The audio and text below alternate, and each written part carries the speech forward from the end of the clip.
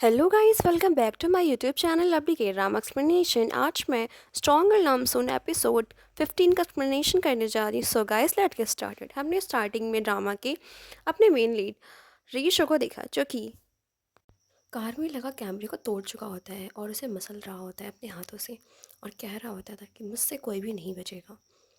और उसने सारे सबूत मिटा दिए होते हैं उसको मारने के बाद, और वहाँ से वो चला जाता है। एक्सीडेंट की जगह पे पुलिस और मीडिया वाले सभी आ चुके होते हैं और सभी इंक्वायरी कर रहे होते हैं। तभी वहाँ पे हैशिक और उसके फ्रेंड्स भी पहुँचते हैं और वो इंक्वायरी करने लगते हैं। तो उसके फ्रेंड्स कहते हैं ये किसने मारा होगा, कैसे मारा, यहाँ पर तो किसी गोली का भी निशान नहीं। तो हैशिक कहता है ये किसी ने पावरफुल इंसान ने किया है। तो वो कहता है कि कौन कर सकता है। तो हैशिक कहता है कि सच में रियो शियो का ही काम हो सकता है और रियो शियो के अलावा कोई और नहीं कर सकता। वही तो ड्रग खा के कितना पावरफुल हो जाता है। अगले सीन में हम सभी को फ्लूनल में देखते हैं, जहाँ पे नामसुन के पापा सभी को ड्रिंक सर्व कर रहे होते हैं। ये फ्लूनल क्वाजा की होती है, जिसमें वहाँ पे नामसुन उसके रिलेटिव से कह रही होती है कि मुझे माफ़ करिए, उसकी मौत मेरी वजह से हुआ है। तभी तभी वो रिलेटिव उससे कहता है कि हमें सुधरने वालों को भी लाइफ जीने का कोई मौका नहीं दिया जा सकता लगता है। तभी उसकी मॉम उसे उसकी पिक को देख के कह रही होती है कि उसकी फ्यूनरल का सारा काम मैं खुद करूँगी, क्योंकि वो उसे मैंने अपनी बेटी मांगा था, आपको परेशान होने की ज़रूरत नहीं है। और उससे कहती हैं कि मैंने उसे अपनी असली बेटी की तरह ही प्यार दिया है और मैं नहीं चाहती कि वो अपनी इस फ्यूनरल पे कभी खुश ना रहे। और मैं उसकी खुशी के लिए उसके सभी फ्रेंड्स को इसके फ्यूनरल में आने के लिए बोलती हूँ, तुम सबको इन्फॉर्म कर दो। फिर हम उसकी गुमचुम को बाहर देखते हैं। उसका हस्बैंड उसके पास आता है और कहता है कि मैंने कॉन्ग को बहुत ही बुरा समझा था कि उसने नामसून की आइडेंटिटी मारने की कोशिश करी है, बट तुम सही थी गुमसू। तुमने सही कहा था, इंसान को बदलने का मौका मिले तो इंसान बदल सकता है। तो गुमसू कहती है कि काश वो कभी बदलती नहीं, काश वो कभी मुझसे प्यार नहीं करती, और चिल्ला के कह रही होती है कि मैं रिशो को कभी नहीं छोड़ूंगी। काश एक बार मेरे सामने आ जाए, मैं उसे ज़िंदा मार दूंगी। नामसुन का फादर गुमसुम से कहता है कि मैं तुमसे एक बात पूछूं। तो गुमसुम कहती कि हाँ पूछो, क्या है। तो उससे पूछता है कि तुम किसी लड़के को डेट कर रही हो। तो कहती क्या। तो बताता है कि हम बुसान गए थे ना, तो मैंने तुम्हें वहाँ पे एक लड़के के साथ देखा था जिसके साथ तुम बहुत ही क्लोज़ थी। तो वो कहती कि बताती है गुमसुम कि वो एक बहुत ही बड़ा फ्रॉड है और मैं बस उसकी इंक्वायरी कर रही थी। तो कहती कि मैं एक बहुत ही खतरे का काम कर रही हूँ, अगर मुझे कुछ हो जाए तो मेरी फैमिली का इसके बाद तुम ही ख्याल रखोगे। तो उसका हस्बैंड बहुत ही तेज चिल्लाता है, कहता है कि क्या कर रही हो तुम, कैसे कह सकती, मैं तुम्हारे बिना नहीं रह सकता हूँ। तो वो उससे कहती कि ओवर एक्टिंग की दुकान, अपना मुंह बंद रख, मैं मजाक कर रही। तो वो कहता है कैसा मजाक है। तो उससे कहती कि तुम्हें समझ में भी नहीं आया। फिर हम नामसन को देखते हैं जो बहुत ही ज़्यादा कॉन्ग को लेकर बहुत ही ज़्यादा सैड थी। तभी उसे जुनू का कॉल आता है। उसे कहती है नोना आप कैसी हैं, मैं बहुत अच्छे से पढ़ाई कर रहा हूँ। तो उसे बताता है कि डूगो के सीईओ ने मुझे बुलाया था। तभी वो उसकी माँ जाती है और नामसन उससे कहती कि रियूसे को मेरे बारे में पता चल गया, अब मुझे रियूसे से मिलने जाना होगा। तो उसकी माँ कहती कि बेटा बहुत अच्छे वक्त पे पता चला है, बट तुम्हें अपना ख्याल रखने की ज़रूरत है। और उसे अपना ब्लेसिंग देती है और कहती है कि तुम ज़रूर कामयाब होगी। फिर हम हैशी के पुलिस स्टेशन में उसके फ्रेंड को कहते हुए देखते हैं कि वो कहता है कि कमिश्नर का भी पता नहीं चला है।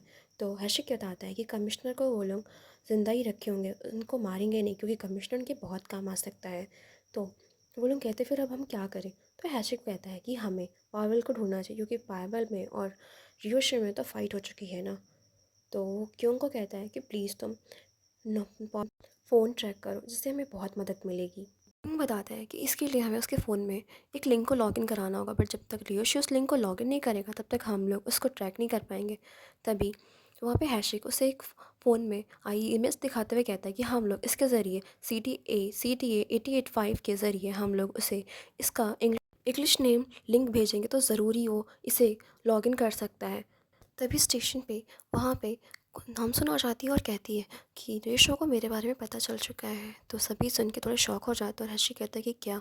तो वहाँ पे नामसुन उन्हें बताती कि क्वाजा को मारने वाला कोई और नहीं रेश है, और इसी ने उसके फ़ोन से मुझे मैसेज किया था कि मैंने ही क्वाजा को मार दिया है और उसकी मौत हो चुकी है।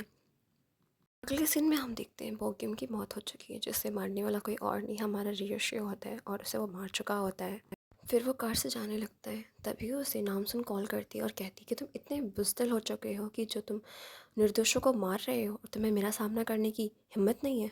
तभी रियोशियो से कहता है कि तुम मुझे एक बात सच बताओ कि तुम सच में टॉक्सिक नहीं हो, और तुमने मेरा साथ क्यों नहीं इसलिए दे रही थी जैसे कि तुम मेरे पे नज़र रख सको और मैं सारी चीज़ों को जान सको। तो वहाँ पे नामसुन उससे कहती कि हाँ मैं सच में पुलिस के साथ हूँ और तुम्हारी इंक्वायरी कर रही थी और मैं तुमसे कोई भी प्यार नहीं करती हूँ।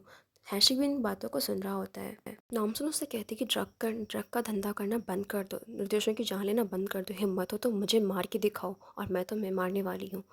तभी ड्यूश उसका फ़ोन कट कर देता है, जिसकी वजह से वो बहुत ही ज़्यादा गुस्सा हो जाती है। गुस्से में चिल्लाती कि तुम मेरा फ़ोन कैसे काट सकते हो बिना मेरे रिप्लाई सुने हुए, मैं तुम्हें छोड़ूंगी ही नहीं। और ये सब सुन रहे होते हैं। बताता है उसका जीपीएस ऑफ है, हम किसी भी तरह से उसे ट्रैक नहीं कर पा रहे।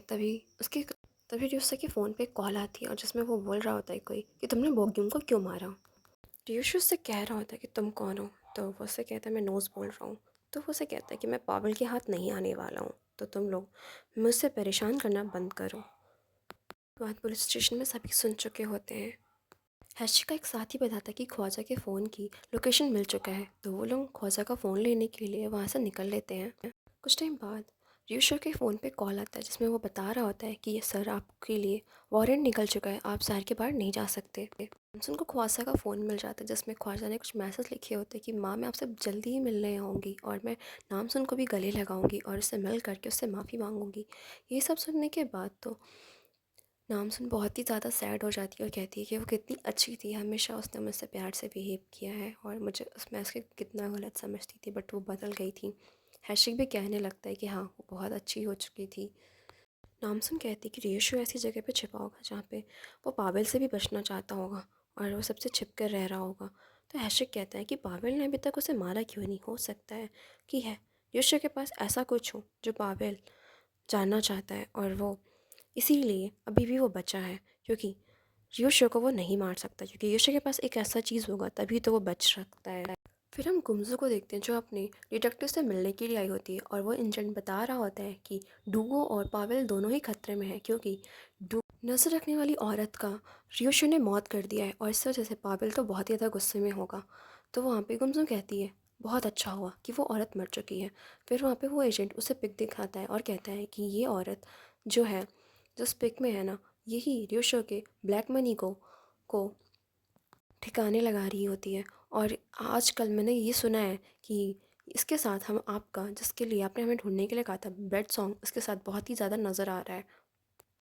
गुमसु गुस्से में कहती है कि ओह ब्रेड सॉन्ग, मैं तुम्हें नहीं छोड़ूंगी। फिर हम ब्रेड सॉन्ग को उसी लेडी के साथ देखते हैं और वो लेडी उसे पैसों का बैग दे रही होती है और वो एड्रेस देती, कहती कि जाके इन पैसों को इसी एड्रेस पे उसे दे देना। तो ब्रेड सॉन्ग कहता है कि क्या ये आदमी ट्रस्ट के लायक है। तो वो उसे कहती कि हमारे काम में ट्रस्ट नहीं होता, हमारे काम में पैसा काम चलता है, ठीक है अब तुम जा सकते हो। और हम न्यूशो के बारे में बात कर रहे होते तभी वहाँ पे नामसुन के फ़ोन पे एक कॉल आता है और वो नाम फ़ोन उठाने के लिए बाहर चली जाती है। कॉल उसकी माँ का होता है, वो अपनी माँ से सॉरी बोल रही होती कि माँ मुझे माफ़ करें, मैं आपसे मिलने के लिए नहीं आ पाई। तो उसकी माँ बता रही होती है कि तुम्हारी मॉम ने मुझे ढेर सारे पैसे दिए हैं, तो मैं क्या करूँ। तो नामसुन बताती है कि आप उन पैसों को रख लीजिए और मैं आपको कुछ टाइम बाद आपसे मिलने ज़रूर आऊँगी और अपने बॉयफ्रेंड से भी मिलाऊँगी, आप परेशान मत होना और अच्छे से घर चले जाना। तो उसकी मॉम कह रही होती हाँ मैं मंगोलिया जाऊँगी जल्दी ही, तो मुझे आना मिलने के लिए वहाँ पे। तो कहती कि हाँ माँ अपना ख्याल रखना, बाय। अगले सीन में हम ड्यूशो को देखते हैं जो एक आदमी से कह रहा होता है कि डॉक्टर चाय को जल्दी से मेरे पास लेके आओ।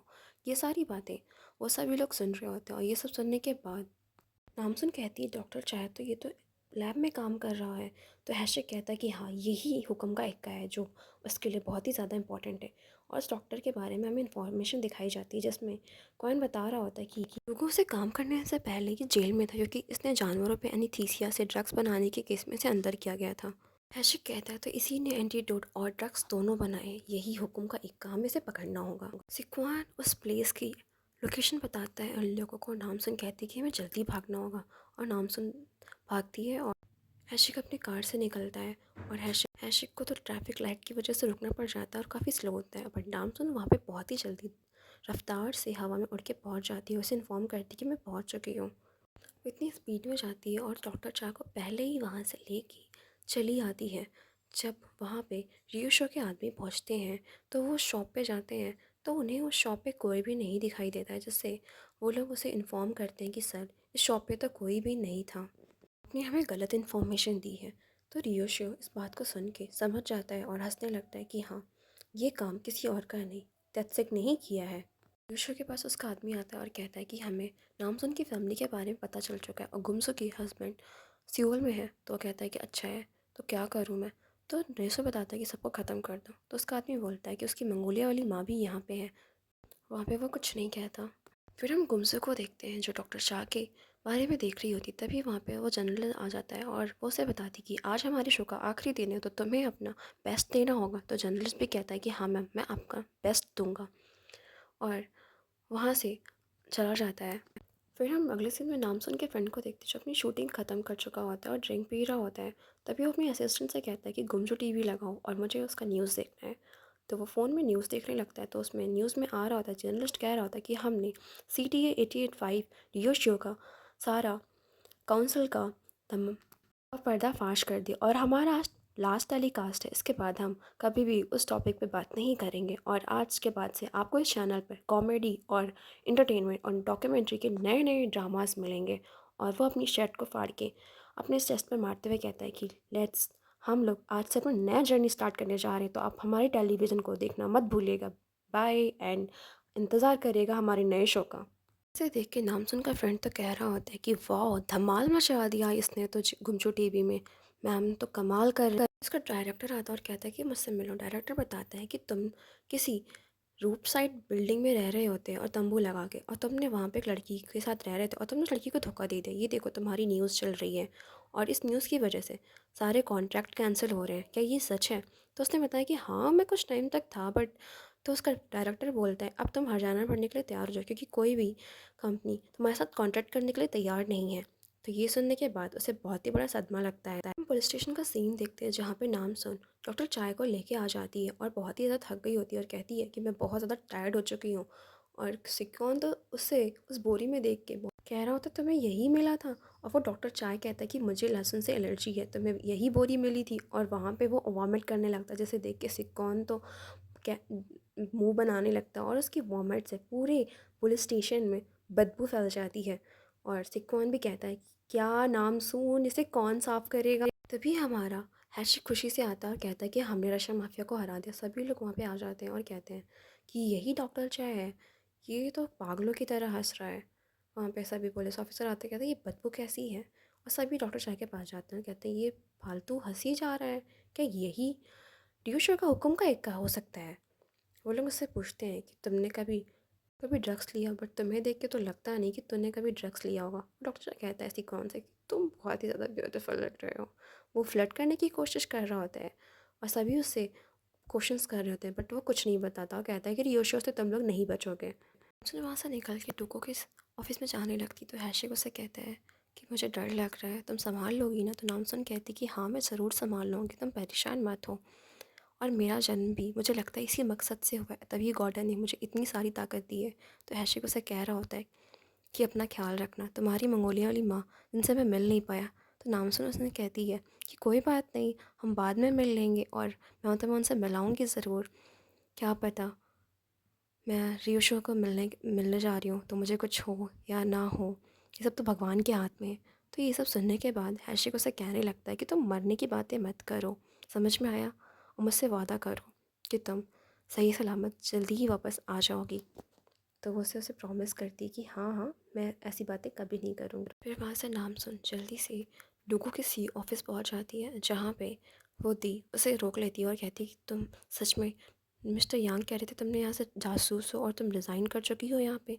तब नामसुन उसे बताती कि हाँ मैं एक जासूस हूँ और मैंने रियोशियो के बारे में जासूसी करने के लिए मैं यहाँ पे आई थी। तो उसे बताती है कि ये लोग सही नहीं है, रियोशियो रशियन माफिया ग्रुप से जुड़ा हुआ है और जो एक ड्रग का धंधा कर रहा है। आपको भी इसके बारे में दी पता नहीं है, बट आप भी यहाँ से जल्दी से निकल लीजिए, नहीं तो आप पर भी कार्रवाई हो सकती है। और ये कह के वहाँ से चली जाती है।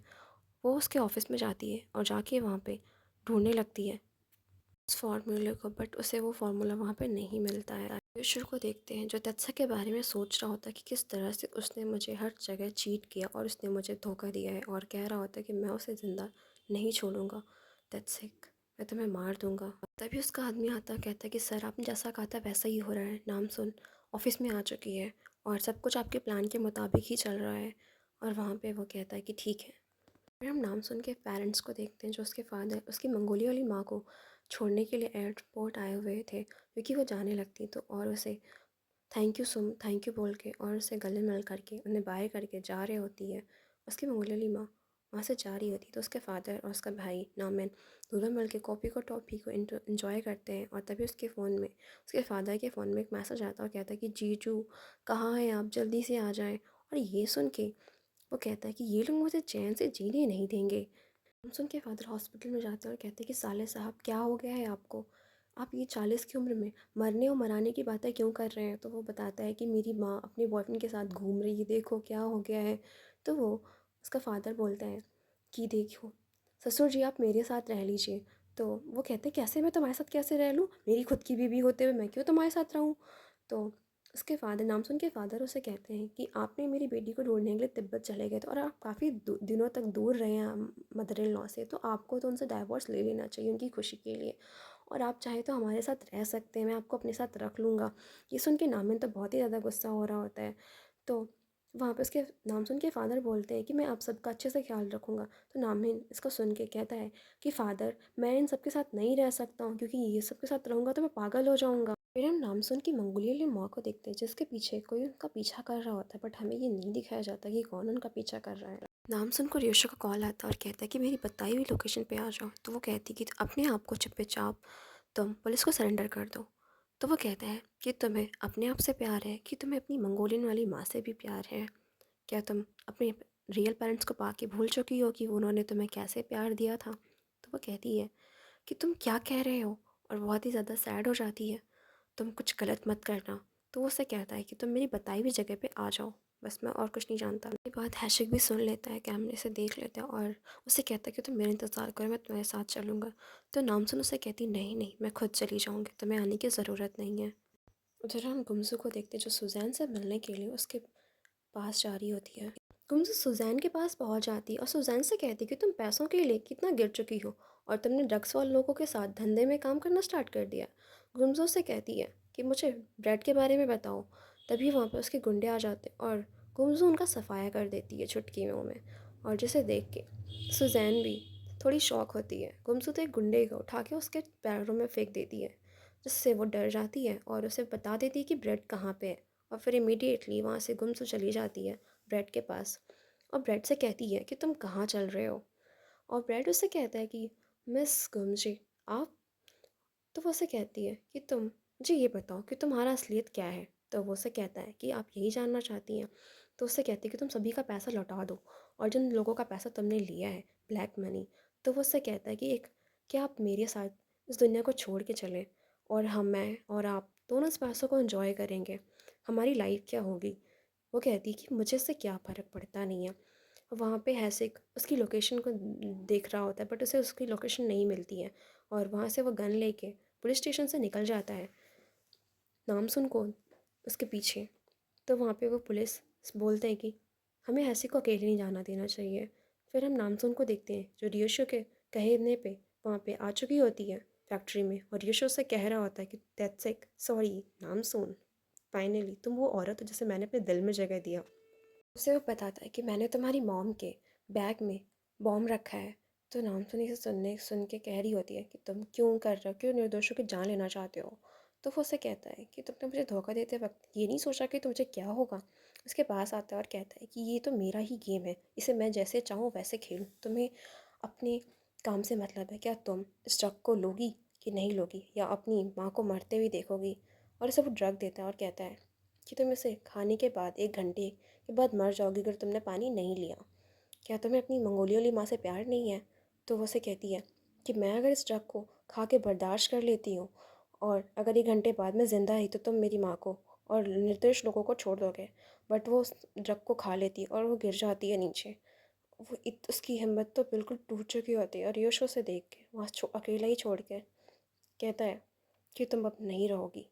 और वहाँ से चला जाता है और वो बॉटल वहाँ पे रॉनसन बहुत हिम्मत करती है बट वहाँ तक नहीं पहुँच पाती। रियो शियो उस फैक्ट्री को बंद करके लॉक करके वहाँ से निकल रहा होता है और ये वीडियो उसकी माँ गुमसुन ने देख लिया होता है, जिसे देख के वो बहुत ही ज़्यादा सैड होती है और रोने लगती है और वहाँ से निकलती है। और उसकी माँ को इस संकट का एहसास हो जाता है। तो वो गुमसू को कॉल करती है। गुमसू कहती है कि प्लीज़ नामसुन के पास जाएँ आप, नामसुन बहुत ही ज़्यादा प्रॉब्लम में है।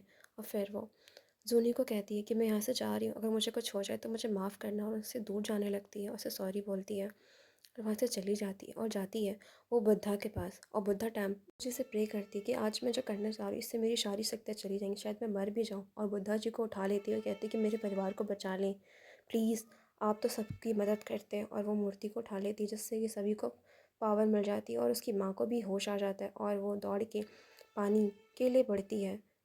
अगर नामसुन को भी उस घोड़े को दिखाए, नामसुन को अपने सपने में घोड़े देखती है और वो उठ जाती है, वो भी पावरफुल तरीके से, और उसे भी होश आ जाता है और उठ के उस पानी को पी लेती है और तुरंत ही खड़ी हो जाती है और तेज़ से चिल्लाती है और फैक्ट्री के बाहर आ जाती है। हमारे इस ड्रामे की एंडिंग हो जाती है। Thank you guys.